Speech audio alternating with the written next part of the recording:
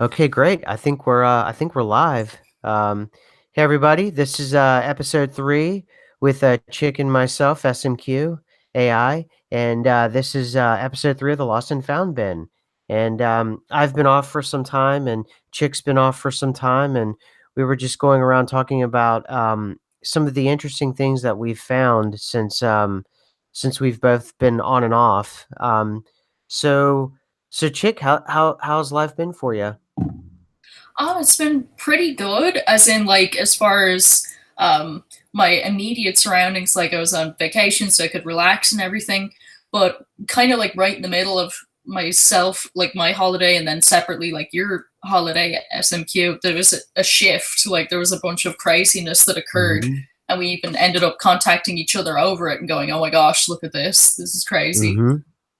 Mhm. Absolutely. Yeah. I was totally on vacation. I was in Philadelphia visiting some people that I know, some people that I love, and yeah, it happened. It was right in the middle of it, and you and I started talking over Twitter, and it got out of hand. I thought it was completely out of hand. Yeah. Like you first were saying about the rock of, or sorry, the island of Gibraltar. Mhm. Um, and I was very shocked to see that it seems they're calling it the island of Gibraltar, but it's not an island anymore. Yeah, that's the way it looks like. It's it is so bizarre. It's now it's still called, I guess, it depends on where you go. It's still called an island, but the thing about it is it's really a peninsula that's actually attached to, Spain, to mainland Spain, and there are just, so many people right now who are confused by this this massive change. This is a big one, and I think we're really onto something where it's going to break people out and start noticing something's really happening with the geography. I would have hoped that people would have noticed, more about, especially that the area around Spain, when it became, I think it's Centura or Centra, Spain, that's like Mhm. actually on the African continent, because now Africa is like 2 miles away from Spain. They're on Right? top of each other. I Mhm. was like, how did you not notice that part of Spain is in Africa? Yeah, absolutely.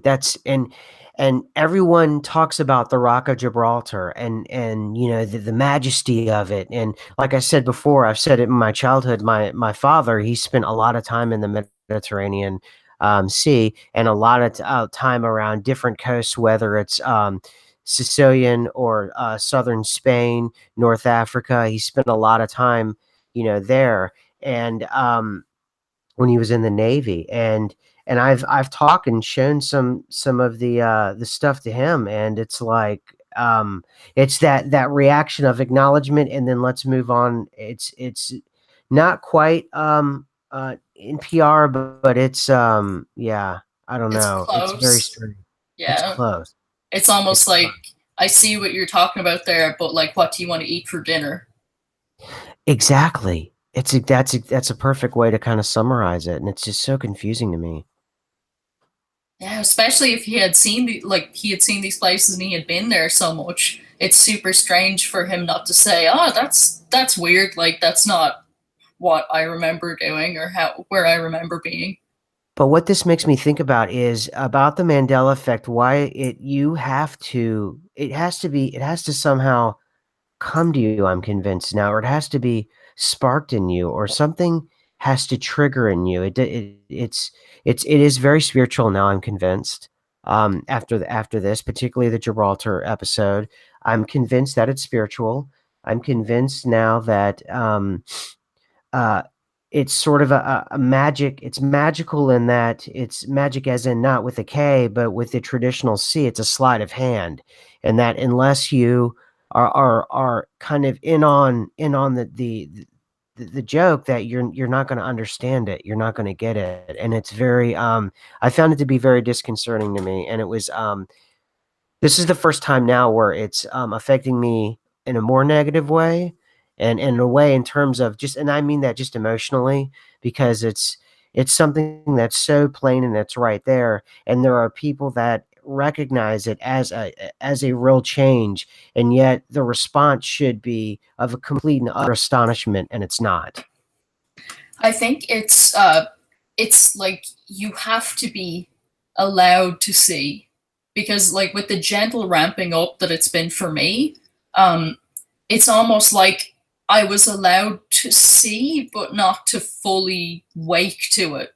And Mm-hmm. then I finally got to a point where I could fully wake to it. And while it was shocking, it wasn't that big of a shock because I had seen the change, like the very first changes in '96, the huge big shift in 2008, and then again 2016. So I was like very fortunate with that it was like a gentle Mm-hmm. ramping up for me. But for other people, it wasn't, that they were completely asleep and then all of a sudden they were completely awake and they just panic, they just freak out. But it's you can't it's almost like you can't wake somebody. You try and they might even wake up for a day and then they go back to, oh, I don't care, what'll we eat, that kind of stuff. And it seems to be almost like a waking sleep or a spirit of confusion or something crazy that's like upon people where they just can't snap out of it. You're absolutely right, and I'm convinced now this is something that, you almost have to be allowed to see or allowed to wake up to. I'm utterly 100% convinced of it now that this is not something that you can sort of proselytize someone into it. This is not something that you can people either come to it or they don't, and now I'm completely convinced of it, and of all things, I thought it would be, biology, but no, it turned out to be geography for me.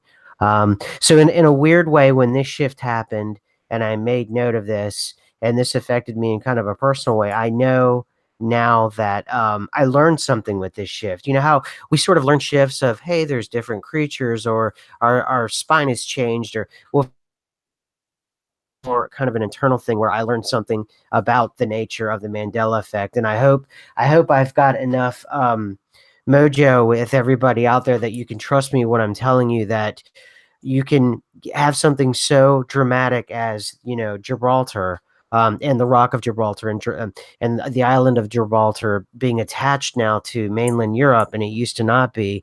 And someone who's probably sailed around the thing a dozen or more times, and they acknowledge it, but then move on to literally asking, you know, Pepsi or Coke kind of situation.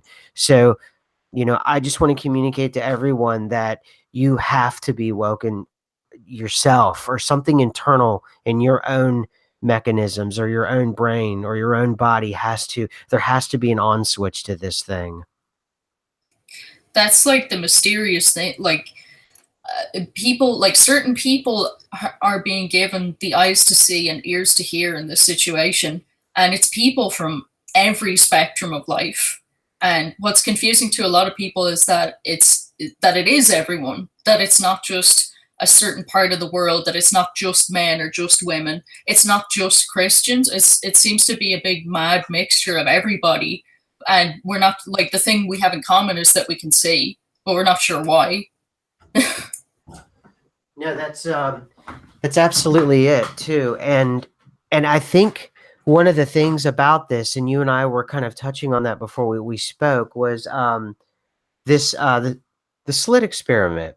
And can you, because you did a really good job kind of summarizing it. Can you summarize for me and everybody else about the slit experiment? Yeah, I was looking into the double slit experiment, and it was talking about how particles behave differently when there's an observer involved. And scientists, I saw some scientists like discussing this in kind of an interview fashion after showing like the diagrams of basically having like a piece of board with two slits cut out of it and like projecting particles through it. And if there was nobody watching it, then the particles behaved in one fashion. I believe it was just stayed as particles, but then if there was an observer, the particles behaved as a wave. And I might have that backwards because I haven't looked into it in a couple of months, but it's they switch how they behave depending on who's looking at them. And then there were these scientists saying, well, it proves that, you know, the particles, they work because there's a consciousness observing them, but we don't want to get religious about it. So we're not, you know, they were really like tripping over their own words to say like they had discovered that basically the parts of reality, the very particles of the subatomic particles and everything, they need a consciousness to observe them so that they behave in particular fashions. And if there's nobody watching them, they don't behave in that way. Brilliant. And there it is. That was succinct and perfect. Exactly what you said. And it's a perfect setup to what happened to me whenever I was away and on vacation, so to speak, in Philadelphia. And you and I were going back and forth on Twitter about this. And there's this place that I found just on a whim, and it's called the Mutter Museum, Mutter. And I don't know if it's Mutter or Mutter. I didn't ask them, but it's on 22nd Street in Philadelphia, and it's more or less they have wax models and antique medical equipment, but it's mostly a medical museum, and it goes into the different ways that medicine was handled. And while I was there, if everybody remembers, and one of the bigger themes actually of Chick's channel is Alice in Wonderland, and it's a very important story in terms of the Mandela effect for almost countless reasons, and many people have gone over it before, and I think Chick, one of the reasons why I enjoy your work so much is you really apply that and you overlay the two so well together, and that's why you and we've talked about that before, and and so it was something that was important to me, and something I think right before I went on vacation, you and I had spoken about that, specifically the Alice in Wonderland syndrome, and that we were worried that how it could be misapplied to people who had the Mandela effect, and we would have to just kind of sit it out and wait and see. And what happened was I ended up going to this Mutter Museum, and when you walk into the lobby, they tell you right away you can't take any pictures inside of the museum because a lot of these things are very old body parts, human body parts. They're incredibly old, and they're in, I would assume they're formaldehyde, and they're in some kind of syrupy kind of liquid substance to preserve them. But they don't want pictures taken in the place. But the only place that you're allowed to take pictures in this whole place is this little room that you go to before you get to the main rooms of the museum. It's almost like a foyer kind of thing. And inside of it, what was there in the cases was there were displays of there with Alice in Wonderland displays. And in fact, they were talking about Alice in Wonderland syndrome. They were talking about things called macropesia, pelopesia, micropesia, telopesia. And the more this long and the short of each of those is how that you visually identify objects, your perception of those objects, and how you perceive the reality around you, and how that perception of the reality around you affects you psychologically. And I got to tell you, I'm going to be honest with you, it smacked me right in the face because of all the things that could have been in that little foyer area. Out of all the things, it was this. Yeah. And it was so strange that like one of them hit me about another effect. It was almost like another like trolling moment. The pelosia. Like I've never seen these terms before, so bear with me trying to say them. But the section under where it says wonders of visual perception under the Alice in Wonderland syndrome of this Mutter Museum. It says pelosia, the visual perception that objects are closer than they appear. Closer than they actually are. And I was like, oh my gosh, that's what the mirrors changed to. Objects in the mirror may be closer than they appear. And here, in this reality, it says objects in the mirror are closer than they appear. So I posted that little picture and I was like, I feel trolled. This is literally an effect that the wording they've used here is to me anyways, is connected to, it's like another way of saying, yeah, if you see that, then it may be part of Alice in Wonderland syndrome or what have you. And you and I were completely amazed with all of these things, but let's just think about the math that would have to be involved for me to walk into this one museum. And understand, Philadelphia, you can call it a lot of things, but one thing that Philadelphia is, it is a city that has a lot of museums and a lot of museums with history because it's a really, really, really old city and it's full of history and it's full of old museums like this. It's just jam packed. And out of all the museums that I could have walked into, it was this museum, and out of all the displays that could have had, it was this display. And then with all of those sort of subsections that you're pointing out here, all of it was right there, and all of it was the timing was so perfect. And to me, it actually brought me to this point of thinking that this thing is conscious. And in a lot of ways, I'm starting to believe, just me personally, my own personal opinion, not only is the Mandela effect that conscious thing that changed with the slit, the double slit experiment that you talked about, Hmm. it begins to, when you notice it more and more, I think it notices the person like you and I more and more. And then it almost is a trickster. It's almost like a troll or something, to where it will throw in exactly things like this. You know, I'm almost speechless. Yeah, the synchronicities and numbers and things like that can be for a lot of can be positive, but there's also the other side of this where there's so much like trolling and trickstering that's like unexplainable synchronicities that suggest non-human intelligence because no And person would be able to set this up. no, no, and I promise everybody, please believe me, I didn't seek out and drive up to Philadelphia right days after Chick and I spoke about, the Alice in Wonderland syndrome, to drive to Philadelphia to find the one museum that had the Alice in Wonderland syndrome on display, and then have a breakdown of how visual perception happens and whether or not objects are larger or smaller than they appear. I mean, the statistics in that are probably astronomical.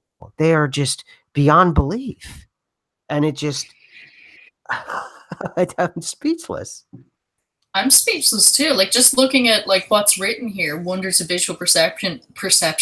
Uh, Microcia, the visual Hmm. perception that objects are smaller than they actually are. Hmm. Macrocia, the visual perception that objects are larger than they actually are. The Pelosia, the visual perception that objects are closer than they actually are. Telosia, the visual perception that objects are further away than they actually are. But the other one that interested me was metamorphosia, the visual perception that objects are a different shape than they actually are. Because you could apply that to somebody remembering things a different shape than they are now. Absolutely. Absolutely. So, one second. I'll be right back. 1 second. Sorry. No problem. So, anyways, that was pretty darn strange that he ran into that. But I felt like the Mandela effect has been, even though it's obviously like a physical phenomenon, that there's a very spiritual side to this. And like I said, the eyes to see and ears to hear, that part has actually disappeared from the Bible now, and it only says that they're given the ears to hear. And it concerned me when I saw that the eyes to see part had disappeared, that perhaps more people wouldn't wake up in big waves anymore. Like and Interesting. to me it was extremely abrupt and like another like smack in the face kind of thing to see that particular change. And when did you notice that? I noticed that I gotta say a couple of months ago that suddenly I couldn't find the eyes to see and the ears to hear anywhere in the Bible, and it was in the Bible twice, like in two different parts, and now it's just the ears to hear. Interesting. And see, it's things like that where, if and it's disturbing enough by itself, but when you start putting all these things together, it starts to make sense in a very direct way, and it's almost, you don't have to read a lot into it, because with a lot of other things that are, I don't even want to put us in that category because this is real in sort of the alternative sort of realm in terms of the way we do research and all these conspiracy. I didn't want to use the c word, but conspiracy, the conspiracy world and everything, which unfortunately I think we tend towards. A lot of things you have to read into, a lot of things you have to take about two or three leaps in order for it to make sense. Things like what you're communicating here, these are direct messages that you don't have to read a lot into. You know what I mean? Yeah, like I think that a lot of it is very plainly presented to us, and I think that yes, it is like obviously like I was just saying there, a physical phenomenon, but with a very spiritual side to it. And it's some people awaken and can see and are blessed to be allowed to see, and other people aren't there yet, or they don't want to be there yet, or it's just not for them, and we don't understand why. Because some people are so spiritual and so kind and so everything, and they can't see. Absolutely. Absolutely. And I think you and I are both on the same page that we are now dealing with a conscious non-human entity. I feel that way. What about you? What are your feelings? Yeah, but it's just like when I had known about those things in the past, when I discovered the spiritual world was, real, that it was just there on the other side of the veil, basically, like it does say in the Bible, that wasn't a metaphor or anything, that was just literally a description. It seemed to me that veil was there, that these things existed, but there was only so much interference they could do. And it almost Mhm. seems like here, where whatever is going on now, it's almost like that they can interfere a lot more with what we would perceive as the material world, the physical world. And I presume there was always like spiritual trolling because, money can be a trap to steal your time from you because that's actually Mhm. what's more precious, but people get deceived into thinking it's not. And, you're chasing all kinds of different things instead of looking at the gifts that you've already been given. But it seems to be more than Mhm. that now. It's like we were laughing about between ourselves. Is like it's so bad sometimes. It seems to be like satanic Seinfeld, like really bad humor and lots of trolling and lots of Right, right, and it's almost whatever it is, it's powerful enough to where it's starting to customize itself to right down to the individual, affected person, like myself and you. I just explained about this music. This kinda wigged me out. It was a direct, and then, of course, then I started to see a lot of indirect things having to do with time and a lot of things after that, after it was almost as if whatever the Mandela effect is or whatever that's creating it is this force that's trying to get your attention, and the Mandela effects themselves, all they are is that instrument. But after it gets your attention, it's very easy to get and keep your attention now. And now I'm seeing things all over the place. And I'm fully aware that this sounds like crazy pants. I'm fully aware of that, and it's just that's the thing about the trolling about you. If you were to walk up to someone and go, out of all the museums I could have gone to, and there's Alice in Wonderland, and I'm seeing repeating numbers, and there's ringing in my ears. And by the way, I'm Napoleon. I'm fully aware that I sound like Crazy Town. I know that. yeah. And that's a big part of it. Is like the best way to keep something this big secret is that anybody that actually is given leave to see it just looks bonkers to everyone that isn't yet allowed to see it. My only hope is that for people who follow the lost and found bin, they hopefully and some of our Twitter stuff, they knew that we were talking about this before. And hopefully in earlier episodes, if you guys want to go back and check those out, you'll see that we were talking about this. And I've tweeted out now. I can tweet out some of the Alice in Wonderland syndrome panels that I took pictures of. I'll resend them out again. That this is real. This really happened to me, and it's so strange and so bizarre.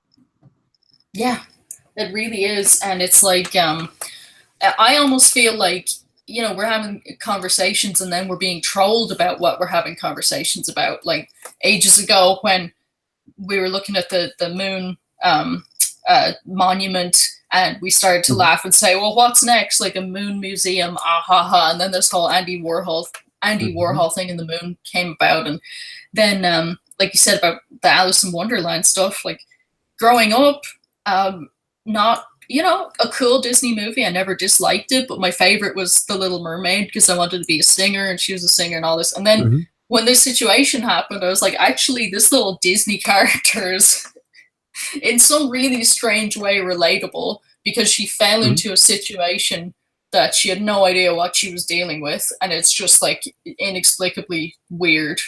And she doesn't know if she's getting out or not. It just seemed to like fit really well with that kind of, trying to make something that we can relate to because we're Mhm. now a very fringe, strange part of the population. And there's a lot of things that we can't relate to now, or we're not really bothered to relate to because it might not even be the same, a week from now. So it's hard you have to connect differently to things when you're facing that kind of situation. I think the one thing, well, I guess it's I'm gonna try to be positive about this because I've had a couple days to kinda let this thing kinda simmer, but the way I'm trying to be positive about it is if someone were to follow, a Mandela affected person, whether they're on YouTube or Twitter or wherever it is, and then they were to sort of, be able to give you the sort of outline or sequence of events, there's at least something there that's tangible, like with this, Alice in Wonderland thing, there's something tangible I can point to that we had this earlier conversation and then this happened to me. And at least we have that because and here it comes again, a lot in the conspiracy world, and we're not that. So I would love to get, again, building on that vocabulary, that linguistic empire we were talking about, some other way to kind of categorize us. But for now, I'll just say, like the rest of the conspiracy world, you have to read into symbols. You sort of have to read in, and someone has to explain exactly what X, Y, and Z means. Versus this, it's sort of right there. Yeah, and it's just kind of like I'm just looking at the map right now, looking at like how long Turkey has become and the other little Hmm. shifts and things that have occurred physically, and how frustrating it is because people are like, well, just show me your old videos. And it's like, I can't. The maps in the old videos look Yep. like the maps now. Yep. And that's why that residue that's our only tool so far, in fighting this. That or maybe verbalizing things so that when they do change, that maybe that will spark something in someone when they see turkey next time going, "Oh, I've heard that this happened before." I mean, I guess. Yeah, and like hoping that people, even if they didn't pay attention to like videos and stuff, that they remember themselves, like kind of how things looked. And that then when you say, look at it now, and it looks different, that will spark interest in them to pursue what is going on a much deeper level. And you know what you pointed out earlier, about, North Africa and Spain? I just thought about when you were talking about they're practically running into each other. Think about this, Gibraltar had to be moved because they're getting so close and they would have all connected. Yeah, Europe That's is so crazy looking to me, but to other people, like I can't believe that it's never been any different for them. Like for me, it's super strange. Even I'm sure looking at the map of it too, it's like the rearrangement is kind of off the charts. And I suppose it's even like dangerous to say that in case people are like, you have Alice in Wonderland syndrome, or you have one of the, what was it, metamorphosia Mhm. Yeah. issues going on. But I'm like, literally, I think that we don't look at the map all the time, or at least in my experience before the shifting ramped up, when I would look at the map all the time, it was always the same. So there was no reason to look at it all the time because it wasn't changing.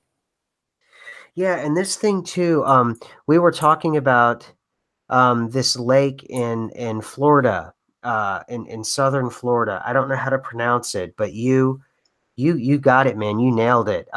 If For people who don't know, there's a lake. Do you know how to pronounce this?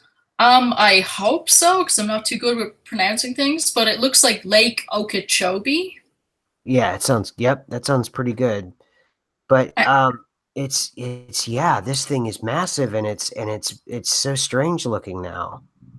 It's really, really big, and there's several like rivers coming out of it, and it's just like I've seen it a lot smaller, but now on maps it seems to be super duper huge. And I use the same maps over and over because I don't want it to be like, oh, it was just a different map, somebody drew it different, that kind of thing. Because Hmm. those, those things can happen. Artistic license, if you use different maps all the time, of course they look different. But if you pick your maps and you just stick to them, Hmm. then you will see the differences and go, here, that's not what it looked like before. And then you'll find out there's a whole history attached to it, and it's all kinds of everything different than it was before. And then there you go, you have Alice in Wonderland syndrome. Yeah, and this goes back to like you said just now. It comes built in with its own history, and that's the freaky thing about this is and what the history itself is not as robust as like a real history. It's almost It's something that would yeah. exactly, it's not as robust, and sometimes the old black and white pictures look photoshopped, they look digital. The exposure, like how they're developed, it doesn't look right for an analog photograph. And how they Yeah. used to develop them back in the day. Like sometimes things just look a bit hokey. Other times no. Other times the photographs look legit, and there's all kinds of history and all kinds of things around it. But it's just crazy pants and wasn't even Mhm. there before. And it's not just, oh, I'm not sure and I don't remember. It's like things that you are pretty darn sure of, and then all of a sudden it's totally the 180 degrees different.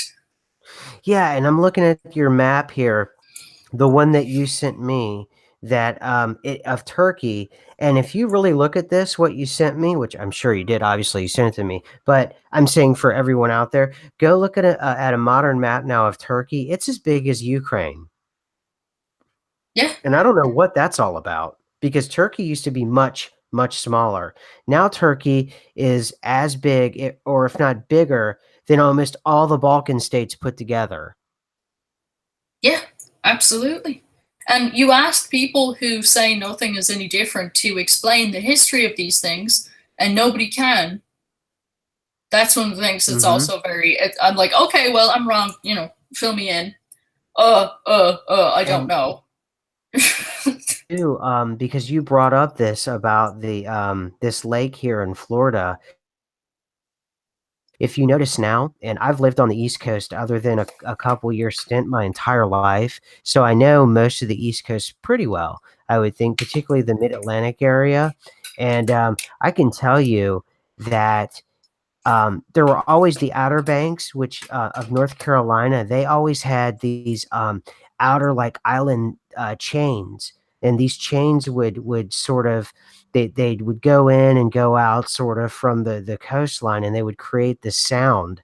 Like not like a noise, but they created like a sound like Peugeot sound in Washington State, and that was like distinct and unique to that part of the East Coast. And now that I'm looking at it, because of what you were talking about, going from Florida and moving all the way up the coastline, everywhere on the coastline, even in Delaware and in New Jersey, all of these coastlines now, they have these sort of barrier island chains now everywhere. And that is completely alien to me and new to my eyes. Yeah, it's there's a lot of like island chains all over the place, like a lot of them sticking out, especially between like Alaska, Russia, Japan, the Philippines, like that whole part of the world. There's just like island chains all over the place, practically like connecting everything. Mhm, mhm. And those Yeah. were not, for me, those were not a situation like Alaska and like first of all there was the North Pole, so Alaska and Russia was all snow, big massive Mhm, ice cap up there. And they used to always worry about invading each other because it was the one mass, like you could walk on it. It wasn't like flimsy snow, it was a very solid ice cap. It was a northern continent. It was I believe like the very top of it was land, and then like a lot of it was like permafrost, and then there was the very cold oceans, jeez. and below that there was Europe and Canada. Canada was kind of like connected into that. And if you look at a map of Canada now, you'll see all the little split up, they almost look like islandy parts in the north. those parts were Mhm. all encased in the ice cap, and now it's just water all around those parts. Yeah. Yeah, I'm looking now at Canada, and, it's all of North America, its shape and everything about it is getting more and more, extreme, and it's almost as if, the bones of the original structure stays for now, but what it is, it accentuates whatever was there, like the Hudson Bay, you know what I mean? Hmm. It's like a massive, well, I'm sorry, go ahead. Oh no, sorry, I wasn't saying. Oh, okay, and I was just noticing too, the Gulf of Mexico looks kind of alien now. It has this weird dip, towards, like, Guatemala and Mexico, and then Louisiana, it pushes out further, so instead of, like, a normal, kind of, I don't know, round area, it's kind of bumpy now and strange, and that that that sort of happened with North Africa too, around Tunisia and Algeria. It surges out now and ate up a huge part of the Mediterranean Sea to where Sicily and Sardinia and all that are being kind of, scissored in there. I mean, it's crazy. It is, and one of the craziest differences for me for this latest shift, well, the vacation shift, is the shape of India.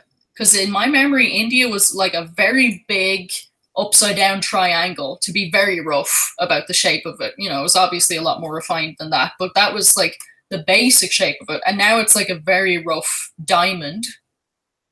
Interesting. It That's right, you points as pointed far that out. north, it points almost as far north as it does south now. Interesting. I've also noticed too, it looks like it's getting smaller. Oh, so tiny. India was so massive. There was an enormous amount of people living there, and I presume their population is still very big, but their landmass on all the maps that I can find, regardless if it's Mercator map, flat Earth map, whatever, because everyone's always saying get a different map projection. I'm like, with this kind of stuff, it doesn't matter what map projection you're using because you'll see uniform changes, except in maps that are more like art form. If you draw on it and it's more like art and it can't be recognized by the consciousness as a map, then often it doesn't change, especially if it's really badly drawn. Interesting. Yeah, and, for the flat earthers out there, because I know that there's a huge audience for flat earthers, I I I wanna say that I understand, the need to say, "Well, this is all, kind of created and drawn in, and it's subject to change," but as we all know who's been part of the ME community for a very long time, and Chick and I discuss this all the time, I've got an old globe. I always go back to physical things. What do you do? Well, I have a couple of maps that I've been looking at since the 2016 ramp Mhm, up, and then I also have been looking at an old mini globe that I posted some pictures of on Twitter. mhm. And that one is super old. Like, it's so old that it doesn't say Australia; it says New Holland on it. I love it. Oh, wow. That's really old. So the shape of New Holland on this ancient oil map is the same shape as the projected shape of Australia on, I believe it was the Earth 50.2 million years ago. Love On, it. let me see now if I can get that exact information up here in my phone. Because I did look into scientific projections of the past, present, and future maps. Mhm, And let me see now. Where is it exactly? Yes. So here we go. The middle EOCENE, ESON. Sorry, I mhm. can't pronounce that, but anyway, the Middle Sure. ESON 50.2 million years ago has a projection of Australia, and the shape of Australia is exactly the same as the shape of Australia, New Holland on my old globe, but not anything like the shape it is now.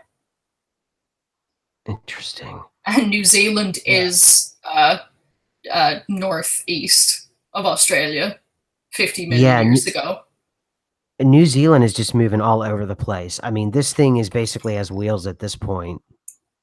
I guess they forgot to change this one because it is like kind of a wrong map already because it is a projection of an older Earth.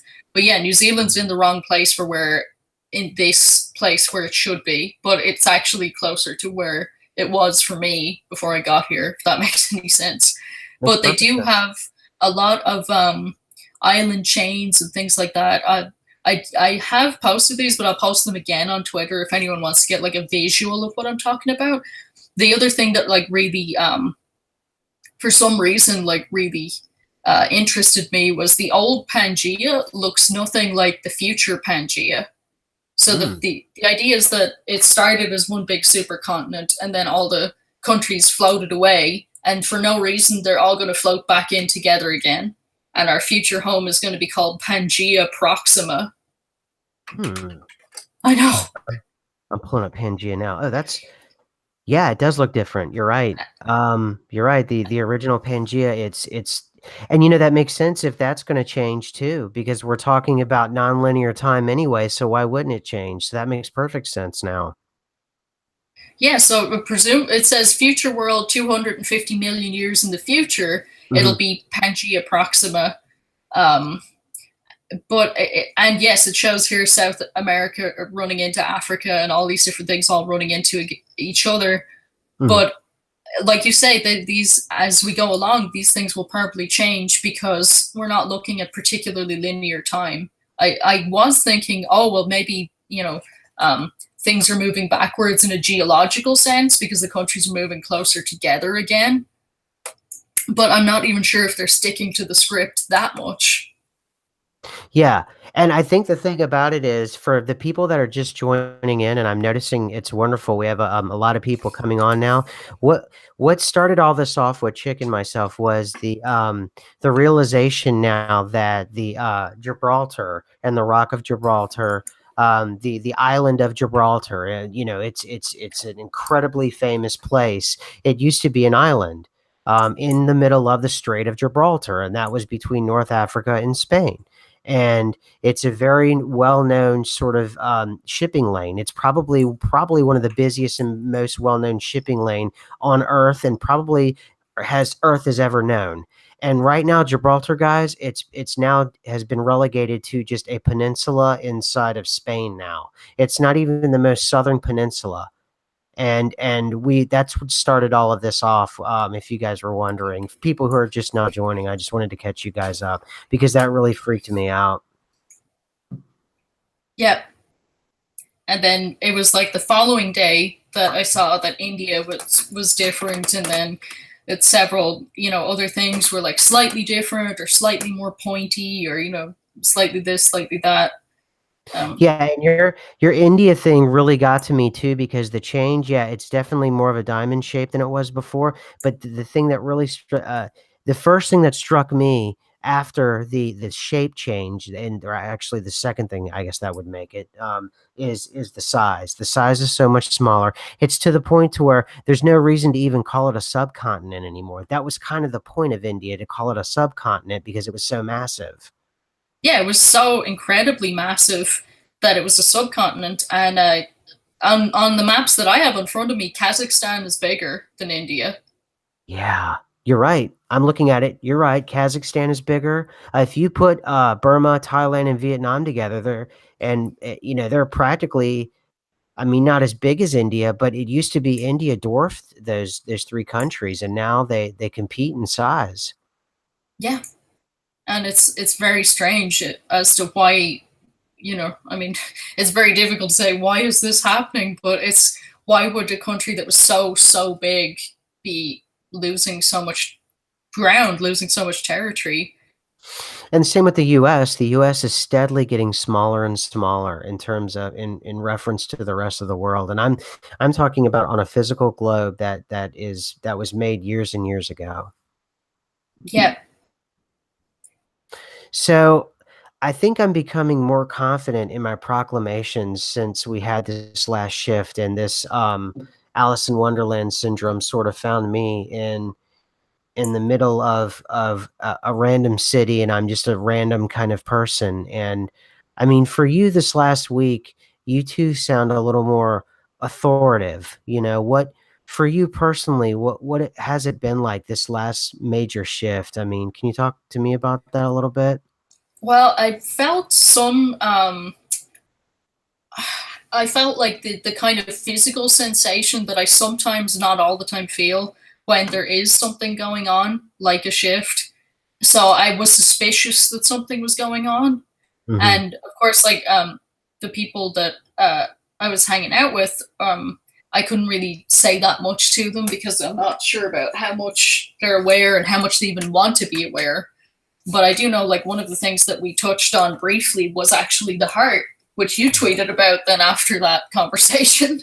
But Mhm. separately, we had another conversation about the heart, and I was like, oh yeah, like the heart being on the left, and like bullets being stopped by Bibles in soldiers' breast pockets during the war because it was covering their heart. Your breast pocket is not going to cover your heart if it's in the middle of your chest. You know, Mhm. those kind of things. And she was like, well, CPR wouldn't work if your heart was on the left. It doesn't make any sense. And I was like, it doesn't matter if it doesn't make any sense. I promise you, like, this was a thing. Yeah, I'm in your camp. I mean, it was on the left and everyone knew that because, they would often talk about, one of the things that the sensations of having a heart attack is you would feel the actual muscle on the left of your heart tensing up.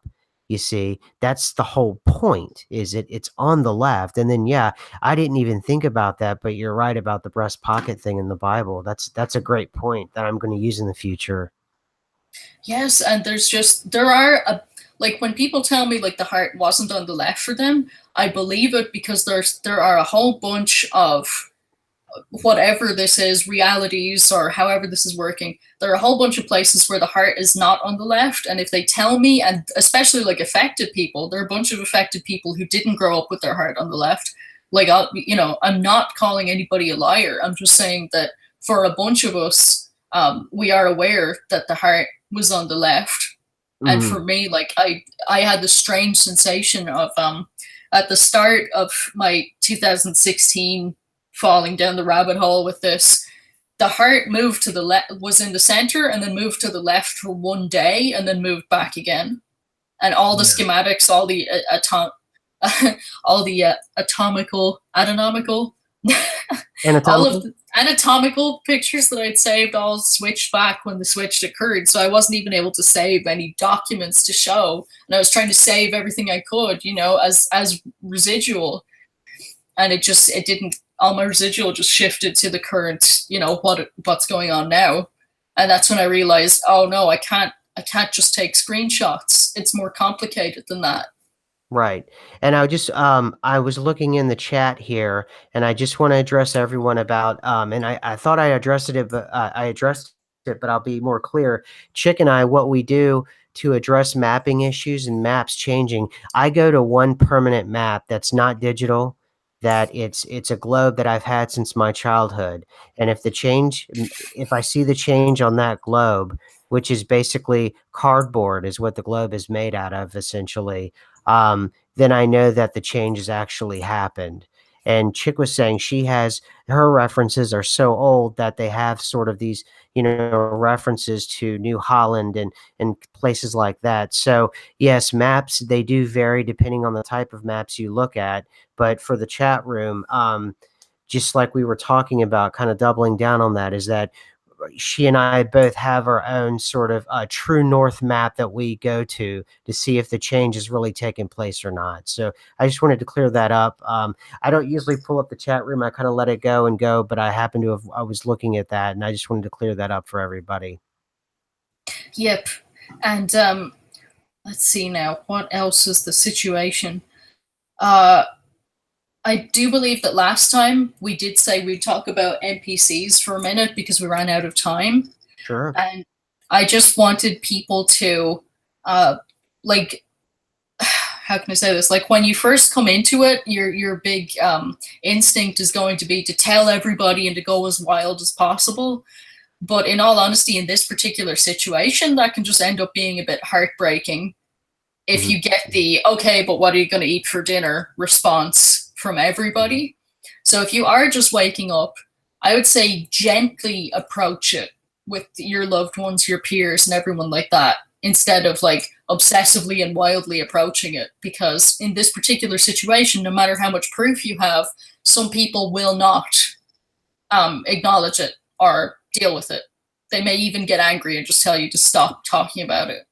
And you don't want to, a lot of us like have made things awkward in our families or with our friend groups by being overzealous at the start because we thought everyone would just wake up like us, and it's not that way. So to try and maintain some kind of normality in your relationships, I would definitely say be gentle with your approach and see how much you can wake people up without freaking them out, so to speak.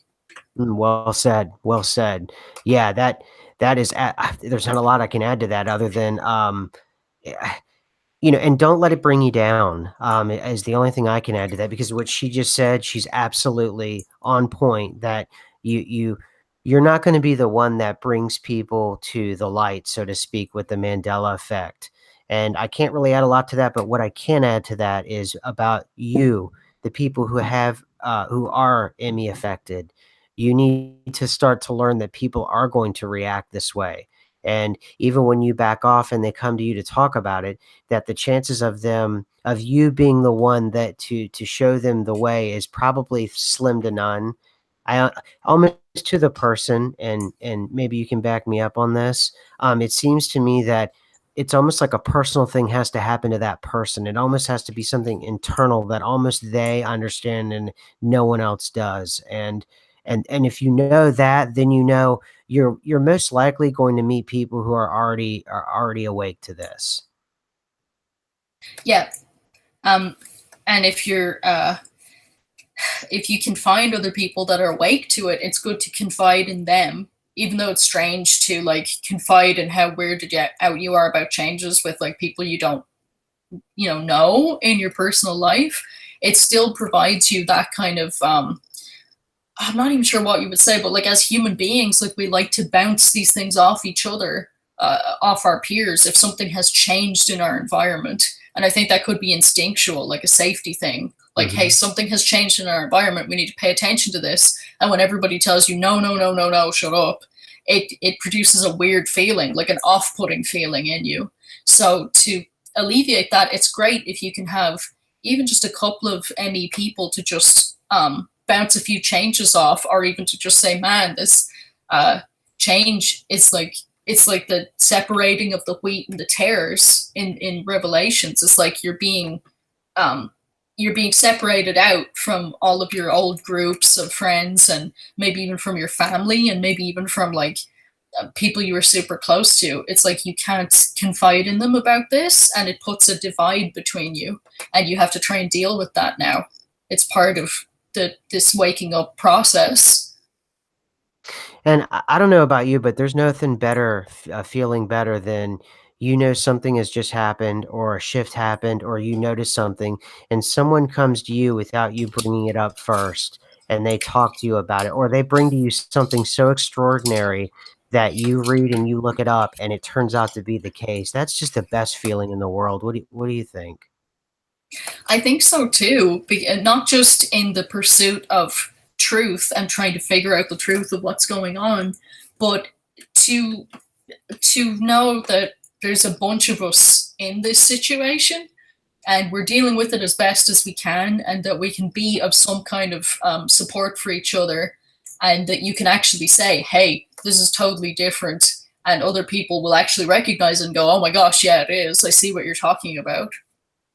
Yeah, because if this is some sort of delusion or some sort of insanity or something like that, this is probably the first of its kind that it's dynamic and that we all notice it and can pinpoint it and understand it almost before anyone else. So if it is some sort of ailment, it's almost psychic, the ailment. It's almost on the astral plane or the psychic plane because it happens there first. When it cascades down to the physical earth, it's already a done deal. It's just a matter of communicating it to your other cohorts.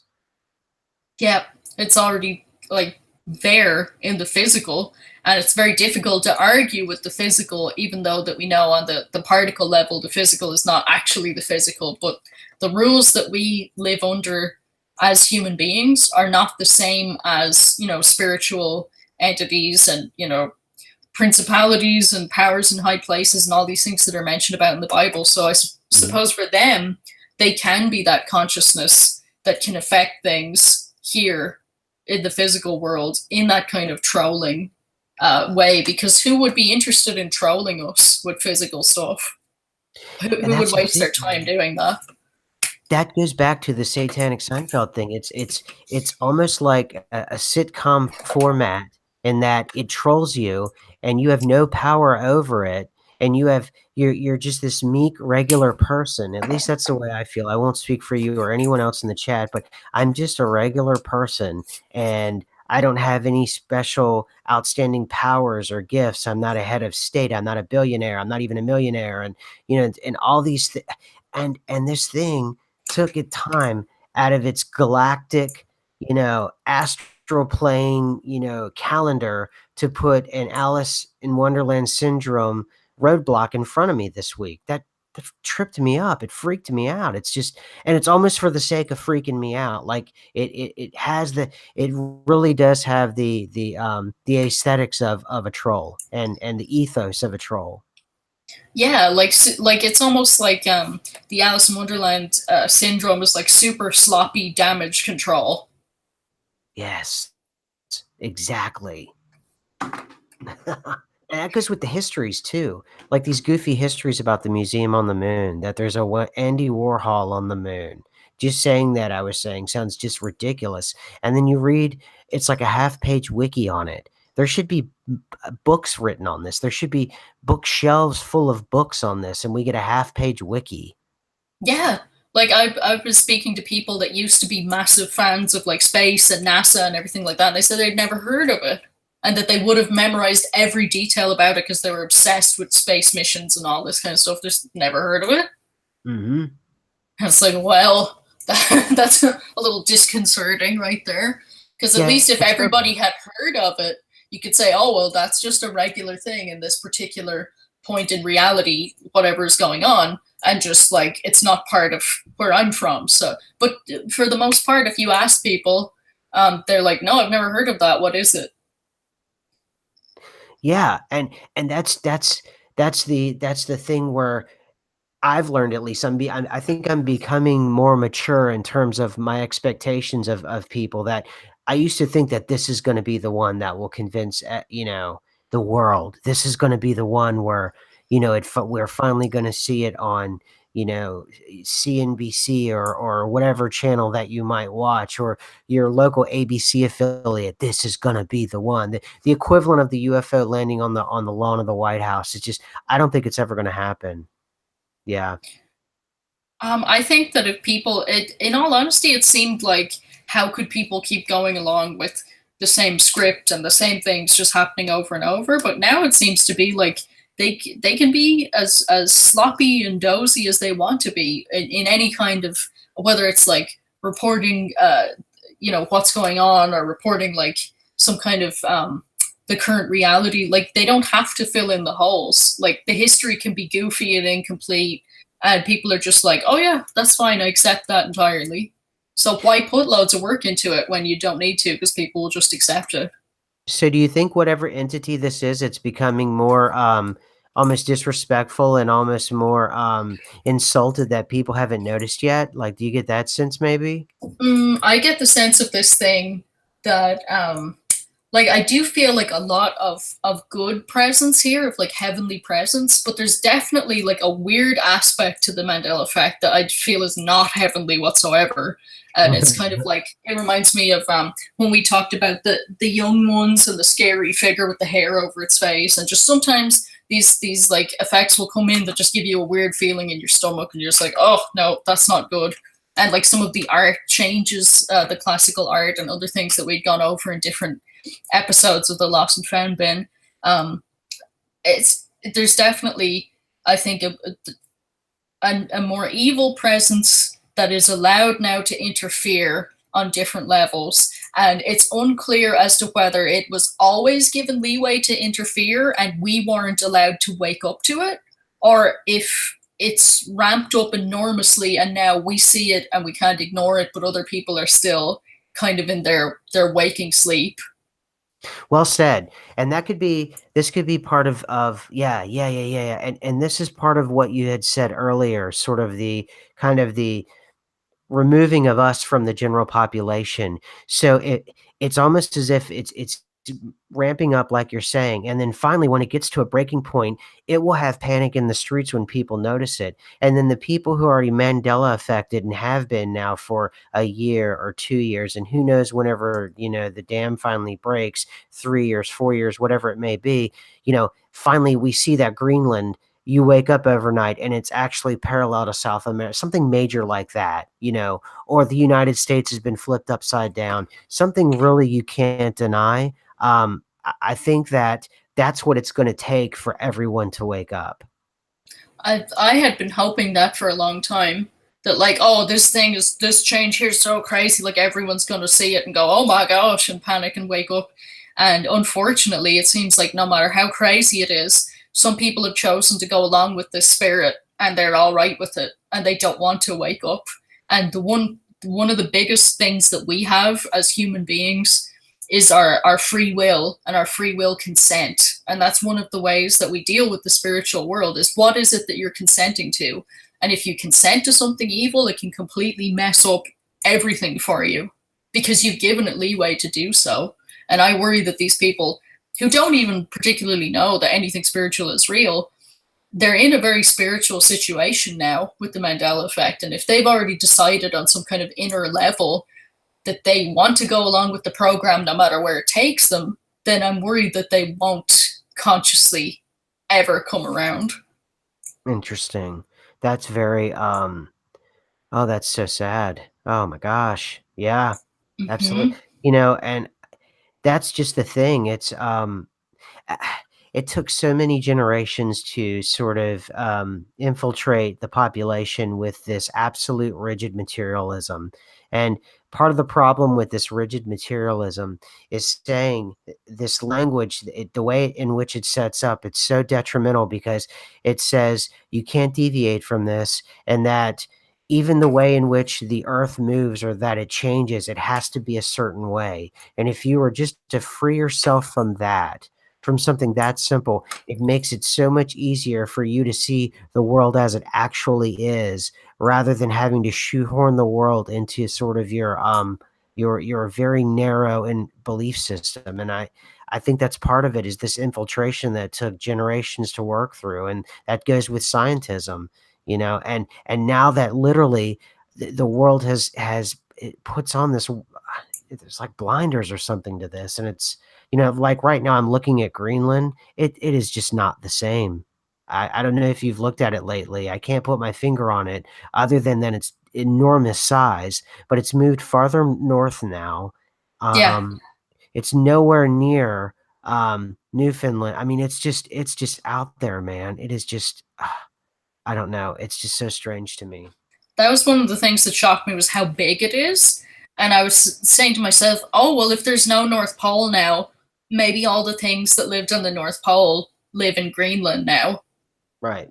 It's all ocean up there. Maybe that's why that is. But I was like, I cannot explain why suddenly Greenland is outrageously enormous. Like it's Yeah. so weird. It's like almost if you had some small state on the East Coast and you woke up and suddenly that state was the size of like half of Canada, just Mhm. completely like out of bounds, and nobody thought it was weird. It's a very strange feeling. That's it too. This thing is ginormous, and you could fit North America almost into it. I mean, if you were to cut out Alaska and you were to take mainland Canada and then you were to take the lower 48, you probably could put a fair portion of those, um, yeah, into this thing. And this thing certainly, Greenland certainly can swallow Europe. Yeah, and I know that there are because people will say, well, the Mercator map and these different map projections are not true to what's actually going on, and I'm like, while that is, yes, I acknowledge that Africa is much bigger than it's shown on our maps, and there's all these different distortions about the things that are further north are shown bigger than they are, and the things that are in the equator are shown smaller than they are, and all these different things. It still doesn't make up for a big change that suddenly is on almost all the maps, except, like I said, the artistic renderings. That it seems like if there is an intelligence or a program or whatever it is, it's kind of clumsy. It's almost the same thing as the clumsy damage control. Like, Mhm, it doesn't change all maps at the same mhm. time in the same way. It's just most of them. It doesn't change all Bibles in the same time at the same way. It's just most of them. Like, it misses some things or it's sloppy with other things. And it's very strange when you have a couple of different maps existing with like overtly different shapes of countries, not just, oh, the projection is different, the size is different, but it's like, no, that's entirely not, you're not even sure where you are then when you see like a couple of different maps of the same place that are all different, or a couple of different rib cages that are all different. Like when we did our last show and I was like still having lots of pain in my rib cage, I was looking up the human rib cage and there was like 3 or 4 different types of rib cages as far as Mm. the pictures went on Google image search. Now, hopefully, since the last shift, that's settled into something more solid than that. And I was like, I literally don't know because I'm seeing a whole bunch of different rib cages right here, and they're all different. Some of them have floating ribs, and some of them are tapered at the waist, and some of them are big like barrels, and some of them have very thick ribs, and some of them have very thin ribs. And it Well, wasn't did you just see, different artists; it was like different rib cages. If you get what I'm saying. yeah, do you remember, I think I sent you a video about now how the spine and the way that the neck goes all the way into the skull now, and how deep into the skull it goes, and that's why people can practically turn their heads all the way around.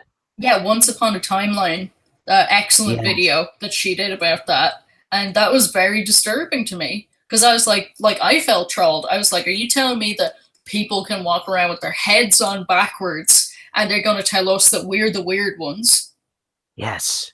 Yeah, Once Upon a Timeline, what an incredible channel. Everybody should run out there and subscribe to that channel because, I think you introduced me to that, and I think I've gone on to, like, 4 or 5 different, videos now, and she just blows me away, man. She is second to nothing. So oh, in fact, I watched one this morning, Is the Mandela Effect Turning Humans Vegan? Have you seen that one yet? I haven't. I've seen like the thumbnail of it just when I was getting ready to do the live stream. So afterwards, I'm definitely going to check it out because she's an amazing channel, and I've been Yeah. watching her for a minute. And I watched like almost all of her videos, and everything is top notch that she puts out. Yeah, she should literally have 100,000 people watching this because her stuff is top notch and everything she does, there's no fill-in videos. All of her stuff is just really hard hitting. She says what she wants to say and boom, she's out of there. And it's like, man, holy moly. Um, hey everybody, I found her, and to get you guys over to her channel, I'm gonna drop it into the chat here. The video I found it's called Humans Can Swivel Their Heads Like Owls Now. Weird New Anatomy Mandela Effect. Let me get this here and I'll drop it into the chat for you guys. And we wholeheartedly here at the Lost and Found Bin, we endorse this channel. We do absolutely. Yeah, I just dropped it into the chat for everybody. And I think I've dropped it once, but I'll also drop it on my Twitter page too after the show. And it's good stuff. And just so you know, whenever I was at the Muter and Modern Museum, or however you want to put it, I did look for these different skulls. And in every single skull, there were 6 drill marks in each one of those skulls, by the way, everybody. Yeah, So I saw physical skulls now that, they weren't mock-ups, they were the real deal, and I was looking at every single one, and they looked like they were drill marks made as if the skull itself um, was attached to like inside someone's work garage, and they took a drill bit and just drilled in all 6. It is so strange. yeah. I had a moment where I was telling my family about those drill holes when I first saw them last year, or perhaps it was last year, and they had a moment of silence, and then they got the upload, and suddenly they had all the Mm. information about it. Right after saying they'd never heard of it, and how crazy is that? Then all of a sudden, like the silence of the upload. Oh yeah, that's where the nerves come through in your face. Uh-huh. You wouldn't be able to have feeling in your face if you didn't have holes drilled in there for the nerves to go through. Of course not. Yeah, sure. I know, and I was like, how did we feel our faces this whole time? Like before this? And I love, her video, and it talks about how these people are literally turning their heads, all the way around, and there's video and it's even in the thumbnail, and apparently this is common and almost anyone can train themselves to do this, which is Mm. to me is just absurd. And I think spiritual as well, because in the Bible it says the owl is an unclean um, animal, Ooh, like spiritually. So it could be spiritual symbolism for, again, more trolling, that now we can do a move that you would usually associate with an owl. yeah. Oh, that's very cool. That's interesting because the owl is always used in film and that goes back to sort of the symbology of the conspiracy world. The owl is always used pretty much in all kinds of different esoteric films. Yeah, and pushing owls in the mainstream. Like anyone who's ever seen Drake, is just owls all over the place. And it's not because owls are cool and hip hop and all this stuff. It's like extreme spiritual symbolism, and they know what these things mean. Yeah, definitely the owl is definitely associated with the spiritual side of anything, and I think, have you, checked out any of Illuminati Watchers, his channel before? He gets into stuff like that. I haven't seen him. I thought you were going to say Unimundi, because I was going to say I did check out the Eiffel Tower changing and the Taj Wow. Mahal changing. What's Unimundi has done some really good stuff, man. Really good stuff. Oh, yeah, everybody, Mundi, he is amazing, and, he came out of nowhere with these Eiffel Tower he did this Eiffel Tower video, and it just knocked my socks off, and he's right. The Eiffel Tower has completely changed, and it totally went under the radar here, and nobody's talking about it either, and these aren't small changes. No. And the Taj Mahal, like, it doesn't Yes. have the marble in the courtyard. It seems to be like man-made waterways now, and it's completely white. It doesn't have gold and blue accents and like sand-colored accents and everything like it had before. And it's not a big rectangular. Like the base of it isn't like a long sweeping like palace anymore. It's like a square box. Oh my gosh. That's crazy. I'm Mm-hmm. looking now. What? Yeah. Trying to Oh my gosh, and I was hoping I wonder if it may be a while back, I was hoping to drop Unimundi because I know he deserves a lot more coverage than he gets because, that's a great find with both of those buildings because they're both and it have you noticed that these Mandela effects, they're moving away from the less obscure to the more kind of in your face kinda changes? Yeah, the more obvious, and that could be consent as well. Like the more people don't care and they spiritually consent, the more it can creep up and get into the more crazy, obvious things that people should see. Because Mhm. willful blindness is a powerful thing spiritually as well. It's like Oh, and consensual blindness. Mm-hmm. and to clear up for people, I understand. I think a lot of people are confused about my name and whether or not my name is Mandela affected, and I've seen that in the comments section brought up. I I have a different, in Twitter, I'm just SMQ, and on YouTube, I'm SMQAI, and I've always been SMQAI. So, I think maybe people are getting just confused with, and it's no big deal, that I'm just SMQ over on Twitter versus Oh, yeah, um, yeah. you What? were you were SMQ for me when I first saw you. Oh, really? Yes. This must be like the Meigs. Meigsby used to be Meigsby when I first saw her. Meags space Oh, B. that kinda freaks me out. Yeah, no, the only time I was SMQ is on Twitter I was, and that was whenever, because I did oh, that's really freaky, and then really? So oh gosh, Yeah. that's kinda So strange. you're a different SMQ than whoever we first saw, or the portion of us in the comment section that saw your stuff first. Oh, man. Oh, no. Okay.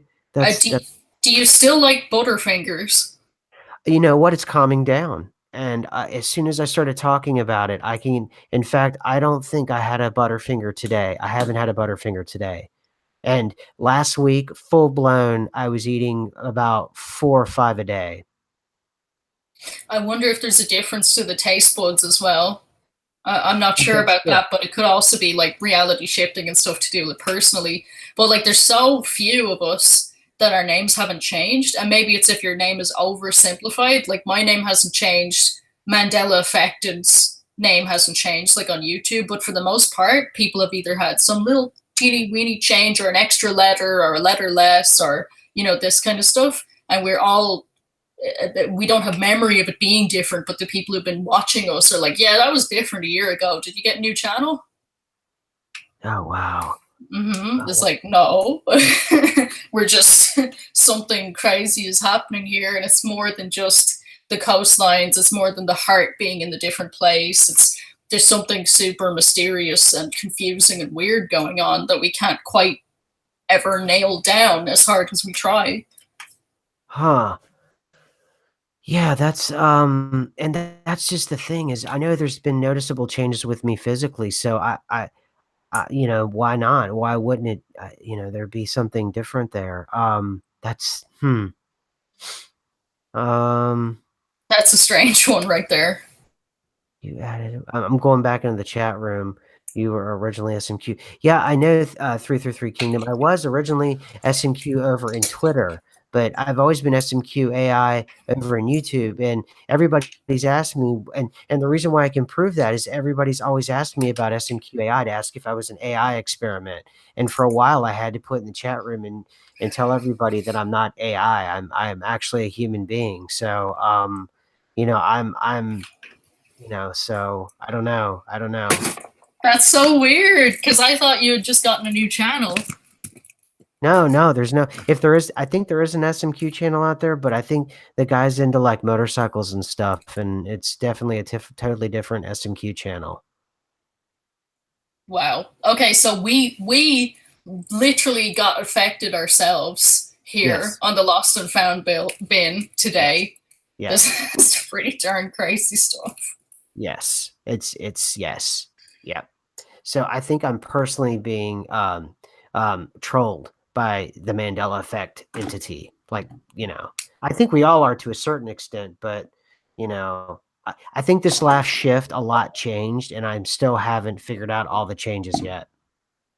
And it was weird, this shift, because it wasn't all in one day. Like it seemed to be like over the span of 2 or 3 days. That's when we Mhm. saw all kinds of stuff changing. Mhm. And Yeah. Australia's changed again. Like there's this meme going around now that conspiracy theory, Australia looks like Scooby Doo, and it kind of looks like Scooby Doo's head now because the coast has all changed and it's way further away from New Zealand than it should be. And the sea between New Zealand and Australia is called the Tasman Sea, and it's got all these crazy waves that, like, I saw on an Australian TV show, Bondi Rescue, that these Uh, huge currents coming in from the Tasman Sea cause drownings on Bondi, and they're trying to rescue people. I'm just like, whoa, this whole thing is so wild. It's had such an effect, like a yeah. domino effect. There's something going on down in Australia with that. I mean, it all started with the whole New Zealand thing, and then it slamming right into Indonesia and Papua New Guinea. But there's a lot going on down there in Australia. I agree. And I love, like, on my really old globe that calls Australia New Holland, I it's love like that. it's like really, I think because it's almost unrecognizable to the spirit or the whatever is changing stuff. It's like really badly done on New Zealand. It literally looks like somebody took an eraser and half erased New Zealand and then put it in its location where it is now, off of Australia, off the south of Australia rather than the north. That's so trippy. There's just like this rubbed out spot with no color, and then Australia's like, but there's like a part of New Zealand still left beside the rubbed out spot with no color, and the rest of New Zealand is like down at the bottom beside it where it is now. And it's like so badly done that it's actually amazing because it's like, wow, sloppy, but it does fit the current narrative until everything Mm. goes absolutely, tea kettle over end again, and people say, "Oh no, Australia was or New Zealand was always directly on top of Australia. What are you talking about?" Oh my gosh, that is just. Oh my god, I can't. I'm just. I So know. Take that breather and go. I know, right? Okay, so how about this? For you and this was just a special episode. I just wanted to jump in, and I love doing this, and we have such a good time, and the chat room is just everybody that we know that's really cool is in there. Um, do you are we good to go for this Saturday, same time? Yeah, we'll be back for the Saturday show. Um, Perfect. I'm free for that. Okay, and did you want to go ahead and just let's try to commit to a 2 hour episode for that one? Are you cool with that? Yeah, that should be cool. Okay, excellent. Because what I'll do is I'll start to take some notes like you were talking about, and we could kind of punch down the line with different subjects and stuff. Yeah, we can. I had this whole thing where I had all these like bullet points for shows made out, and then my phone got wrecked, and then when the phone started working again, I lost everything. Mhm, So I'll mhm. have to work on new bullet points for the show because I lost Okay. all of it, lost my contacts, lost my notes, and I was like so bummed because I had some good ones too. Oh man, that's a bummer.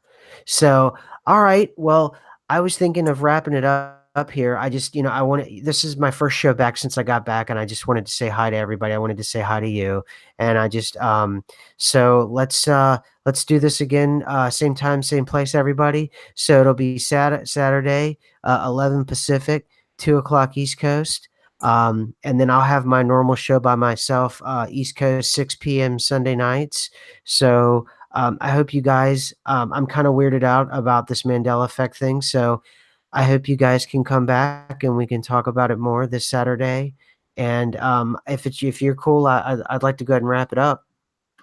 Yeah, that's. I think we addressed lots of stuff, and hopefully that it was helpful, and that the listeners enjoyed it, and that they know now. Like we've had another shift, so hit the Yep. books again and look and see what else is changing because I'm sure it's still coming in because this was like a tapered Yeah. shift. And I think because I was on vacation, I didn't pay attention that you're right. It was a multi-day. It didn't happen. It happened in a series. So yeah, absolutely. Absolutely. It's a strange one. All right, everybody. Well, we're gonna jump off here, and like I said, we'll see you guys this weekend. Thanks, everybody.